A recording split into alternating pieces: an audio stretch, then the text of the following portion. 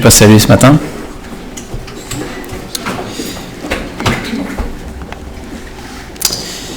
Nous allons prier.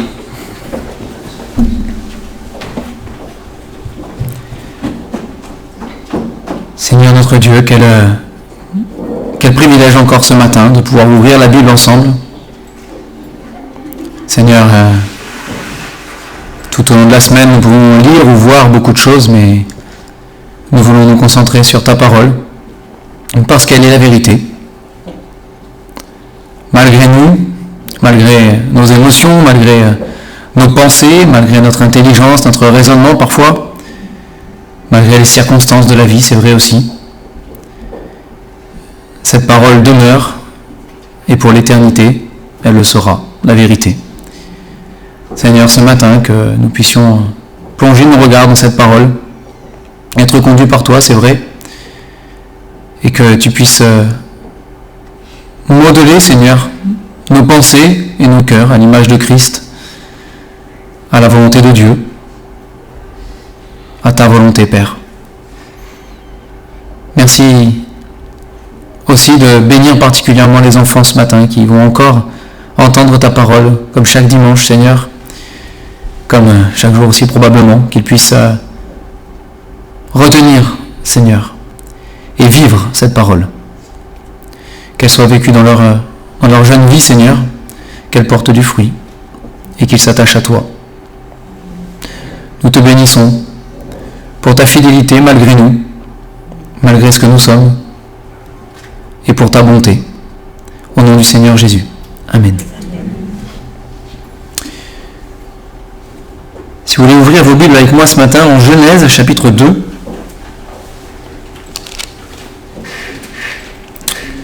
Genèse 2 à partir du verset 18.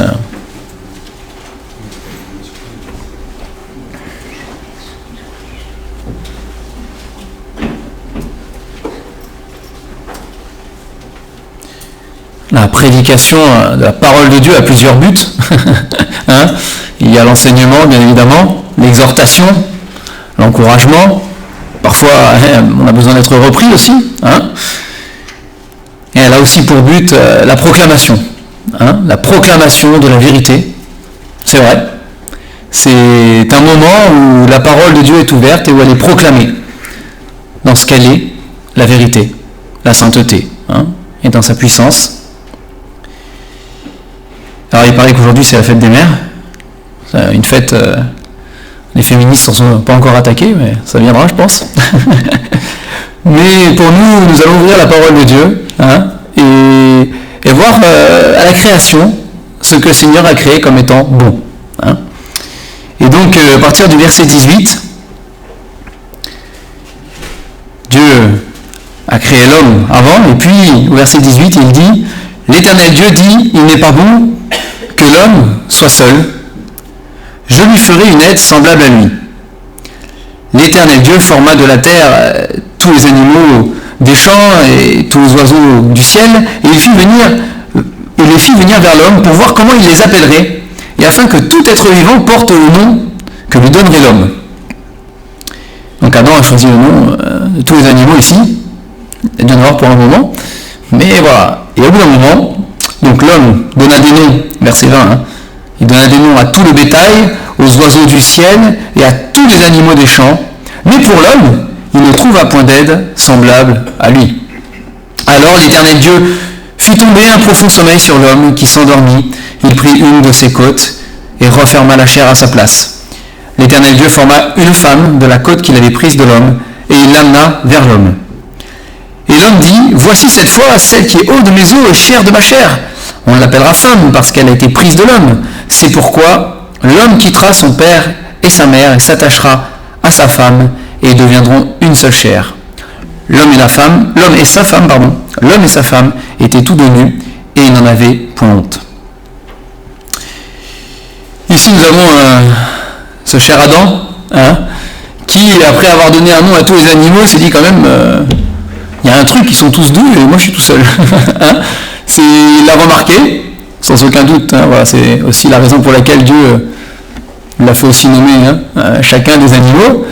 Et voilà, il s'est rendu compte au bout d'un moment quand même c'est bizarre. Il y a un mâle et une femelle pour tout, et moi je suis un peu tout seul. Et donc ici, voilà, il est dit que Dieu va créer une femme, il va créer sa femme précisément.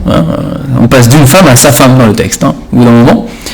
Et voilà, c'est lui qui amène la femme vers l'homme en disant voilà, c'est celle qui est tienne, c'est celle qui est pour toi. C'est celle qui est ton aide, celle qui est semblable à toi. Il le dit, voilà, cette fois, il n'y a pas de doute. Elle est comme moi. Il y a deux bras, il y a deux jambes, il y a des yeux placés au même endroit que moi. Il y a un nez pareil, voilà, par rapport aux animaux qu'il venait de nommer, là, vraiment, eau de mes os, chair de ma chair, quoi. Elle est semblable à moi. On se ressemble tous les deux. Et vous avez cette phrase au verset 24. C'est pourquoi l'homme quittera son père et sa mère, s'attachera à sa femme, et deviendront une seule chair.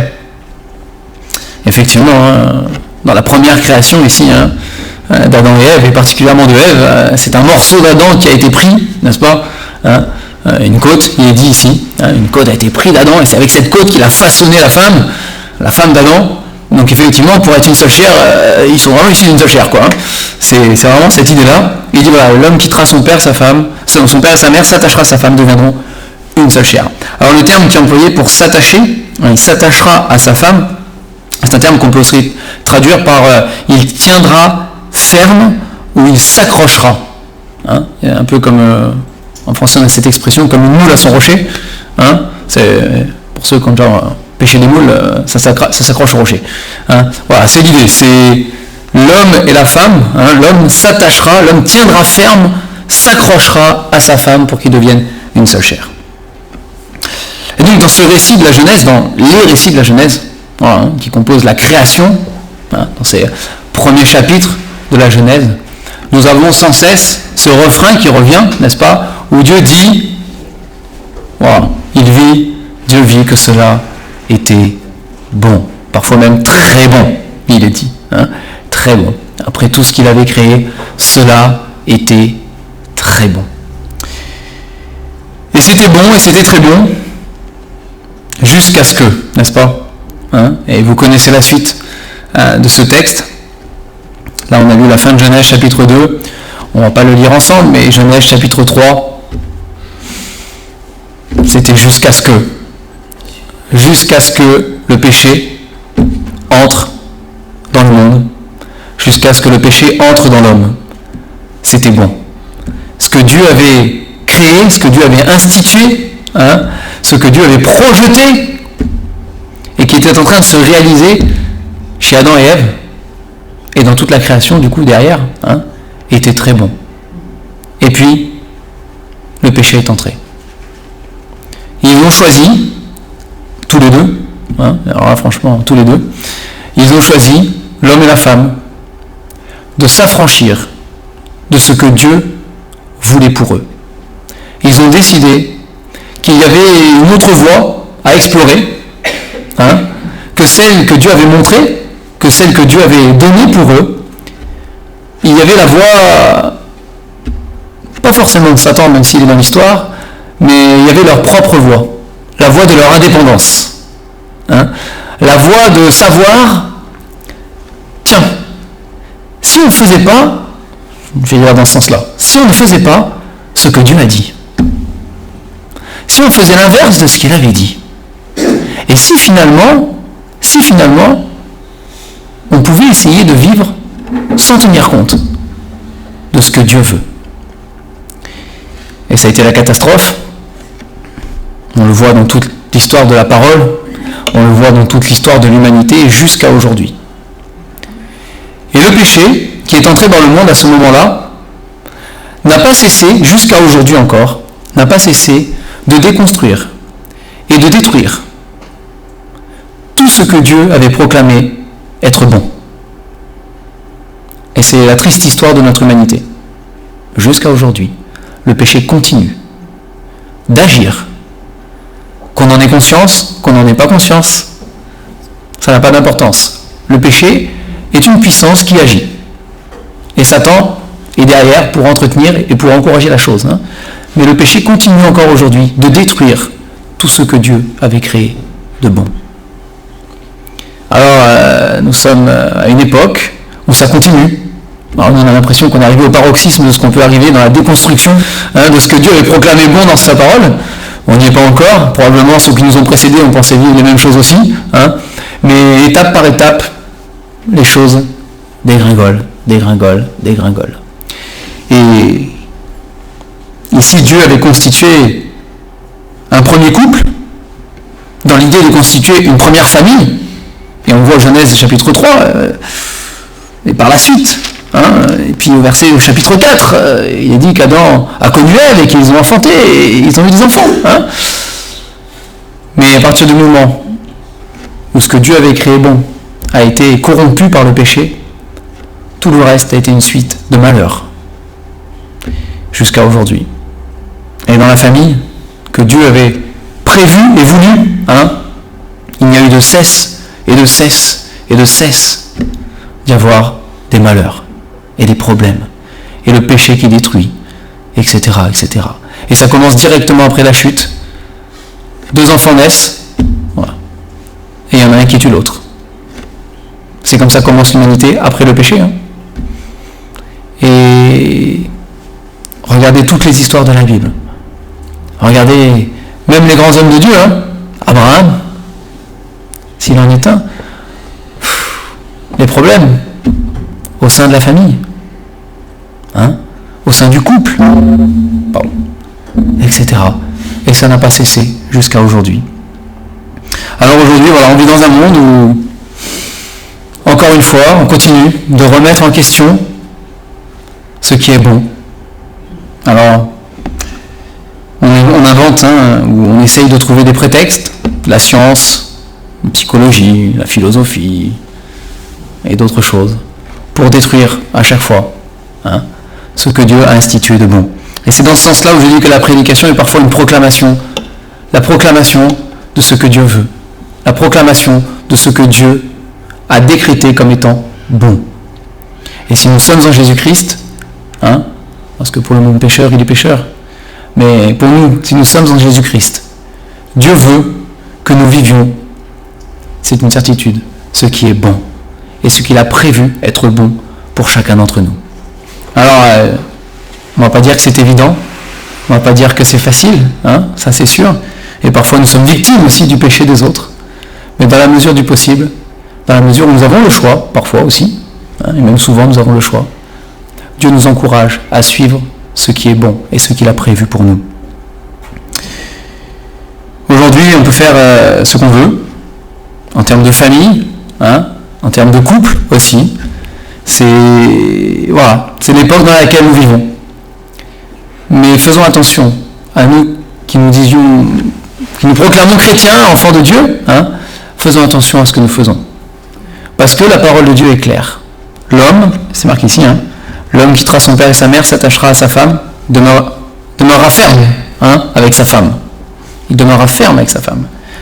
S'attachera à sa femme, ils deviendront une seule chair. Ça, c'est la volonté, et c'est la volonté unique de Dieu. Quel que soit notre passé à chacun d'entre nous, quel que soit notre vécu, quelles que soient les difficultés qu'on a pu rencontrer, quelles que soient les fois où aussi on a été victime du péché des autres, parce qu'il y a aussi ce cas-là. C'est vrai, on ne va pas se mentir, c'est la vérité, ça existe aussi. Néanmoins, ça restera toujours la volonté de Dieu. La volonté de Dieu, c'est pas qu'on essaye un partenaire et puis qu'on change de partenaire. La volonté de Dieu n'est pas qu'on se sépare. La volonté de Dieu n'est pas qu'un homme soit avec un homme ou une femme avec une femme. Ce n'est pas la volonté de Dieu. C'est écrit dans la Bible, c'est clair, c'est noir sur blanc. Et c'est difficile, c'est vrai. On vit dans un monde où ça fonctionne pas comme ça. Ça fonctionne pas comme ça. Mais nous voulons le proclamer. Nous voulons continuer à le proclamer, c'est la vérité. Alors, nous devons le proclamer, la Bible le dit, la vérité, elle est proclamée dans l'amour. Elle n'est pas proclamée dans le jugement. Ce n'est pas un jugement. Il ne nous appartient pas de juger ces choses. Le Seigneur, la Bible le dit, le Seigneur est celui qui juge les cœurs, celui qui juge les pensées, celui qui juge les âmes. C'est le Seigneur qui le fait. C'est pas moi, c'est aucun d'entre nous. Ce n'est pas pour un jugement, mais ça reste la vérité.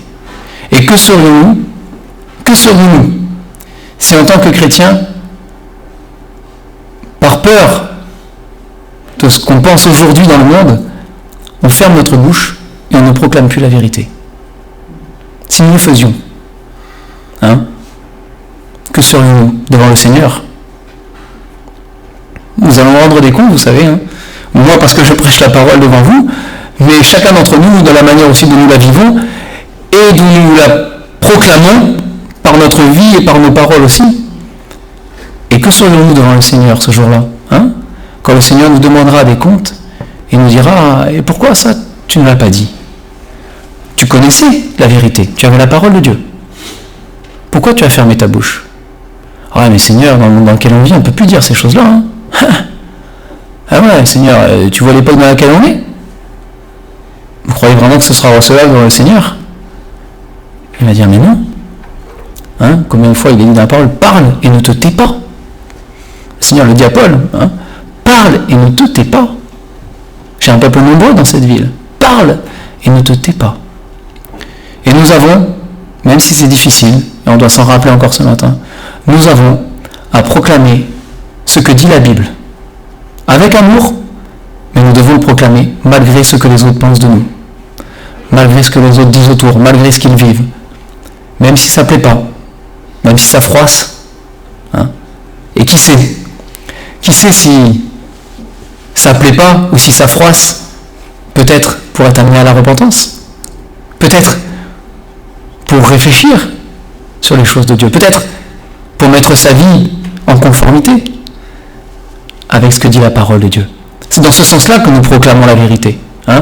Nous proclamons la vérité avec foi que Dieu va se servir de cette vérité pour recadrer dans la vie de chacun d'entre nous ce qui ne va pas et pour nous ramener à marcher avec lui. Alors oui, sur le moment c'est désagréable, et si on est enfant de Dieu et qu'on lit sa Bible, de toute façon on est tous passés par ces moments-là où le Seigneur nous a montré quelque chose et on sait que c'est pour nous et on est mal à l'aise. Sur la chaise là on n'est pas bien, parce que le Seigneur nous le montre. Mais c'est l'Esprit de Dieu, n'est-ce pas? C'est ce que dit la parole de Dieu. L'Esprit de Dieu vit en nous et il convainc nos cœurs de péché, de justice et de jugement. C'est lui qui le fait à travers la prédication de la parole de Dieu, à travers la parole. Il le fait. Et on a tous vécu ces moments où on est mal à l'aise face à la Bible. Pourquoi? Parce qu'on sait. Au fond de notre cœur, on le sait. Oui, Seigneur, ce dont il est question là, c'est de moi. C'est pas de mon frère ou de ma sœur. C'est de moi dont il est question, Seigneur. Et on n'est pas bien. On est mal à l'aise. Mais si le Seigneur le permet, si le Seigneur le fait, c'est parce qu'il cherche à recréer, il cherche à refaçonner, il cherche à remodeler notre vie pour revenir à ce qui était très bon, ce qu'il avait prévu. Pas que dans le domaine du couple et de la famille, mais dans tous les domaines de ma vie. Et le Seigneur permet que je sois mal à l'aise et que je sois parfois pas bien. Après, c'est entre mes mains, j'ai envie de dire. C'est à moi de faire ce qu'il faut pour remettre ma vie selon la parole de Dieu. Pour dire: Seigneur, ok, je suis mal à l'aise parce que ça me concerne, parce que tu montres quelque chose dans ma vie, parce que tu montres mon péché. Ça, c'est le mot qu'emploie la Bible. Et c'est la vérité. Tu montres ce qui ne va pas, Seigneur. Tu montres mon péché. Seigneur, je te demande pardon. Sincèrement, je te demande pardon. Et parfois, vous savez, on n'a pas la force de changer. En fait, on n'a jamais la force, mais parfois on en a conscience. Des fois, on pense que oui. Mais, on peut le dire au Seigneur. On peut dire au Seigneur: écoute, Seigneur, tu connais ma situation là. Je ne sais pas comment sortir de ça. J'ai conscience, peut-être intellectuellement, j'ai conscience que je devrais changer ma vie. Mais je n'ai pas la force de le faire. Je n'ai aucune idée même de comment faire, réellement. La Bible proclame, encore une fois, c'est une proclamation. Quiconque invoquera le nom du Seigneur sera sauvé. Il n'est pas question uniquement du salut de mon âme. Il est question que Dieu sauve dans toutes circonstances dans ma vie.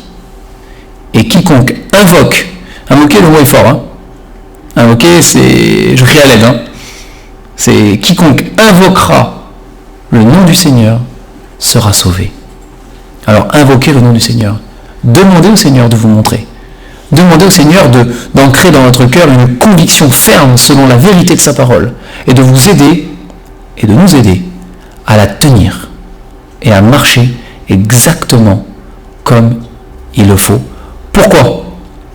Pas juste parce que c'est comme ça qu'il faut faire, mais parce qu'il faut que nous ayons la foi dans notre cœur, que c'est ce que Dieu veut pour nous et que c'est ce qui est bon en fait. Si Dieu l'a créé ainsi, c'est pas pour nous enfermer dans quelque chose, c'est parce que Dieu sait, et il le sait mieux que chacun d'entre nous, Dieu sait que c'est ce qui est bon. Et de très très loin, c'est ce qui est bon. Et même, j'ai envie de dire, c'est ce qui est le meilleur. Parce que quand on suit le Seigneur, c'est toujours ce qui est le meilleur. Toujours. Toujours. Alors faisons attention à l'influence que peut avoir le monde sur notre manière de vivre, notre manière de penser, et parfois sur notre manière de nous exprimer. Nous sommes appelés à proclamer la vérité, envers et contre tout. Paul disait à Timothée que l'Église de Dieu, c'est la colonne et l'appui de la vérité. C'est la colonne de la vérité. Que nous puissions, malgré tout ce qui est autour, ne pas avoir peur et ne pas avoir honte de proclamer ce que dit la parole de Dieu. C'est important.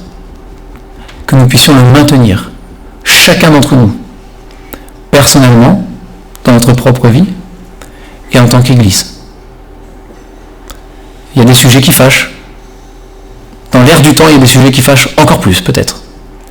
Mais que nous n'ayons pas honte d'enseigner ce que dit la parole de Dieu. Je ne dis pas qu'il n'y aura pas de conséquences. On ne va pas vous promettre des choses qui ne sont pas vraies. Je ne vais pas le dire.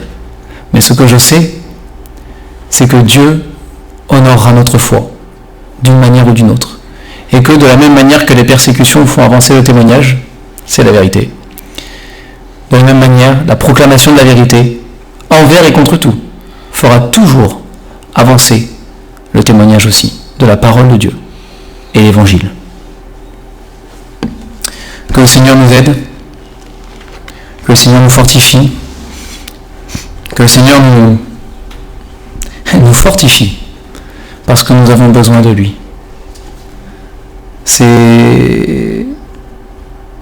Il y a des décisions qui sont difficiles à prendre, surtout dans les contextes de couple ou de famille, c'est vrai. C'est des choses qui nous touchent, il y a beaucoup d'émotions, beaucoup de sentiments qui sont réels.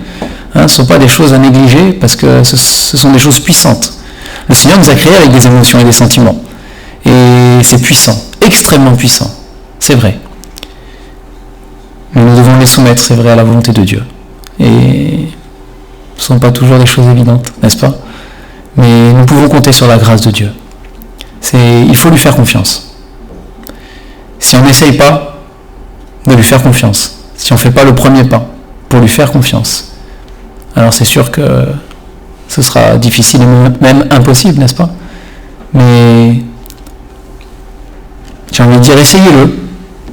Si dans vos familles, dans vos vies, dans vos couples, vous savez que voilà, il y a des choses qui ne vont pas par rapport à la Bible, essayez la vérité. Essayez de vous engager pour la vérité. De vous engager à marcher comme Dieu veut. Essayez. Prenez cet engagement devant Dieu. Et dites au Seigneur, fais le reste, aide-moi. Essayez. Mettez Dieu à l'épreuve de la sorte. Et vous verrez si pour vous il n'ouvre pas les écluses des cieux, comme il est écrit.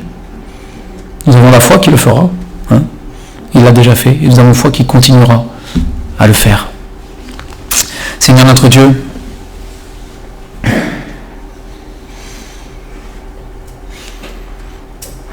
merci pour ta parole, pour la Bible. Nous savons, Seigneur, parce que c'est écrit, que ta volonté, elle est bonne, elle est agréable et elle est parfaite.